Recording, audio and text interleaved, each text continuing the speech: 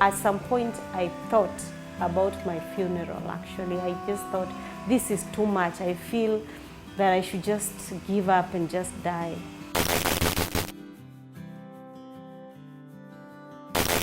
My name is Esther Mondongo, and I work at Safaricom as a customer care representative. Started feeling fatigued, and I would really have heavy menses. I didn't understand. I just thought that this was just normal, so I didn't think of even going to a hospital or anything. And towards now the end of the year, that is on December, yeah, it was in December. The fatigue was really too much, and then I started having headaches, really severe headaches, coming from up here, I mean at the back of my head. So I would just kill the pain with better pain. I realized that on my arms and my thighs, I had some kind of bruises. I didn't take it seriously because of the way we were at home as shags, you know, running up and down. We were having visitors at home, so I thought that it was probably work overload at home. Visited our physician back at work. He diagnosed me with anemia. He told me I don't have blood, and he suggested I go do an ultrasound, pap smear, and a blood test, suspecting that I had fibroids. So he told me that when I get time, I go for a checkup. So I got that time to go for a checkup that same week. I went to Nairobi Hospital. First of all, when I went to see the doctor and explained my issue, she sent me to the lab. She first told me that I should go and take a blood test just to get the blood count, and then a clotting test. I don't really remember the name, but it was just a test to ascertain how long does my blood take to clot. So that is just what I did. I went, and then she told me to go and get an ultrasound because the other doctor had suggested that, though she didn't see the need for that at that specific time. So when I went to the lab for like around after 1 hour, I was already done with the test, with the blood test and the clotting. So I had gone to the radio section so that I could get the ultrasound. So while I was there, they called me, the hospital called me and asked me where I am. What am I doing? Where am I? So I didn't know that the results were already out, and they were already talking to the doctor, telling her that I was really in bad condition and I shouldn't be just walking around the hospital. So they came for me and took me to the casualty and told me that they are going to admit me because my blood count is really low. It's at 6. The platelets are really down. They told me they are at 33. So, and they're supposed to be like around 150 and above. So they told me they're admitting me because of that, not really because of leukemia. So they didn't tell me about leukemia at that time. So they just admitted me to the hospital and then told me that there's a doctor who is going to come in the morning the following day. So that's how I got admitted. The following day, that's when the doctor came. He's called Professor Abinya, and told me the test that I was going to take so that they could really establish what was wrong with me. Him being in that field for a very long time, I'm sure that he really had an idea what was going on with me, but he couldn't tell me. So after the following day, that was on Monday, that is when I did a biopsy, a bone marrow biopsy. And then after that, after 3 days, I was in a room and he came in with a nurse and he sat down and he really asked me a lot of questions about me, my life, my job, my family. Do I have a family? How has anyone else gone through the same thing in our family? And I told him no. Do you drink? No. How is your job? Are you stressed up? And all those questions. And then he told me there's a treatment that you're going to do, and it's going to be a bit hard on you, but after the treatment you will be okay. He really described it as a tough one. And then I asked him, what kind of a treatment are you talking about, doctor? And he told me, you're going to do chemotherapy. Now me, I knew chemotherapy was for cancer patients. I had not really researched about cancer and all that. I had not. Cancer was not anywhere in my mind. So when the doctor told me, you're going to do chemotherapy, I told him, but chemotherapy is for cancer patients. Why am I doing chemotherapy? Do I have cancer? And he told me, yes, you have cancer, and it's in the blood. And he went silent, and I stood up. I was seated on the bed. I stood up, and I was saying, no, how do I have cancer? I stood up. What I remember, I don't really remember what transpired at that time, because I think too much transpired and too much was going on in my head, and I don't even know what was going on in my head. But I stood up and walked to a corner, and I sat down at the corner and held my head, and I started crying and shouting and asking him, how do I have cancer? So in my mind I was like, what have I done? What have I not done so that I can be diagnosed with cancer? Because in my mind I was right with God. I had grown up with a Christian family. My mom and dad are Christians. I am born again. I was like, this should not be happening to me. How can I be having such a disease?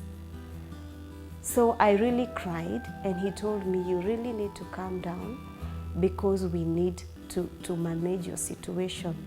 That time the doctor came and told me that we cannot keep on dilly-dallying with your health, and you're still sick. You're still getting sicker each and every day. And in a few days, if we don't do this treatment, we're going to be speaking of something else. So I decided, yeah, let me do the treatment. I, of course, talked to my family and all that. First, they did like a minor surgery on me, on my neck, because they needed to insert a central line where they could administer the chemo. So the first day of chemo, they used 2 drugs. So the first drug was running for like 2 hours. Then the other drug was running for 21 hours. I didn't know it was really going to be that hard on me, so I really got sick. My skin started changing the color. I became black. It started peeling off. The hair started falling off. My hair started falling off, and I had mouth sores, really severe ones. I wouldn't even be able to open my mouth and probably brush. I got nausea and vomiting, and I really got sick. When you do chemo, it destroys the bone marrow. Because I didn't have platelets, I also started bleeding. I was really bleeding, and the doctor had to give me some drugs so that it could stop now the bleeding. At some point, my platelets came down to 3, and the blood came down to 5 or 4. I was isolated. People couldn't come to see me, and if one would come to see me, they had to put on masks, and they wouldn't really spend so much time. People would just come next to my bed and they would cry, and because they thought I was going to die. I also don't, I can't say that, I can't judge them, because I really looked like someone who was going to die. Yes, The first chemo was for 7 days, and then I stayed in the hospital for another 3 weeks. So it was like around 1 month. That's when I stayed in hospital, and then I was discharged after the first chemo, and the doctor told me that after 21 days, I have to go back to the hospital. I didn't know I was going back for another chemo session. 7 days after the chemo, that's when he came in and did a biopsy, and then after that, he told me, when he was discharging me, that is when he told me that I didn't see any cancer cells, but you have to clear, you have to do all the chemo sessions because there could be a relapse. I did 4 chemo sessions. The first one ran for 7 days, the others were running for 5 days.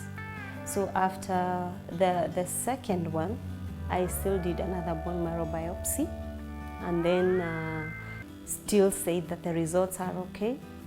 I didn't do any other bone marrow biopsy, but the doctor insisted I keep doing blood counts. There's so many tests I did after 4 sessions, established that I was okay. I was at home, so the doctor called me and told me the results are out, you're okay, the bone marrow is clear, you don't have any cancer cells. That is what he told me. I was happy.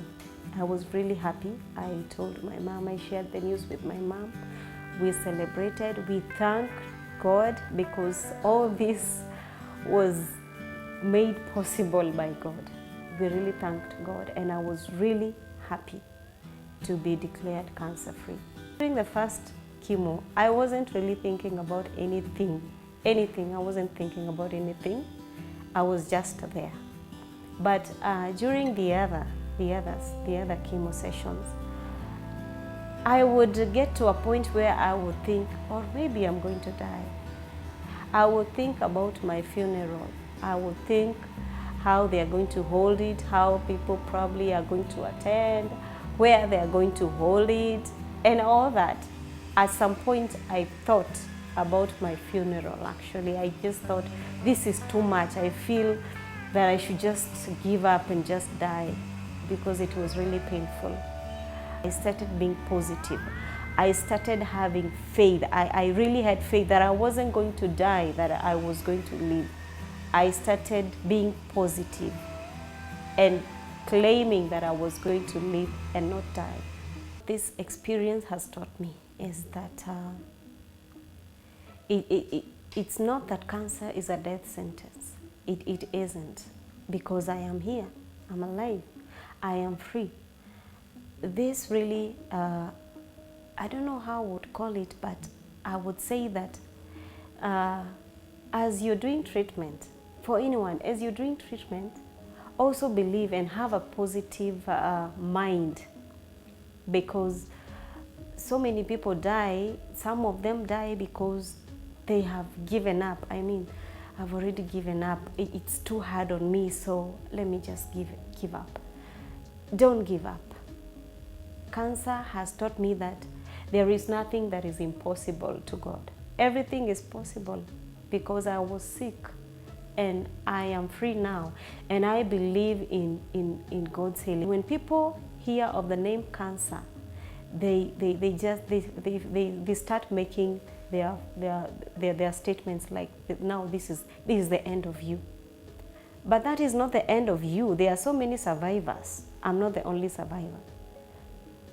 There are so many people who have been declared cancer-free. And it's possible to be cured and be free and completely free. And when you're free, live positively. Live positively. Believe that it's gone. Don't live with fear. I don't live with fear that is going to come back, because I believe in complete healing. Above all, believe in God, because even doctors say that we treat but God heals. So they have acknowledged that theirs is to administer the treatment, but it's for God to heal you. So it's possible to be treated and be cured and be healed completely of cancer.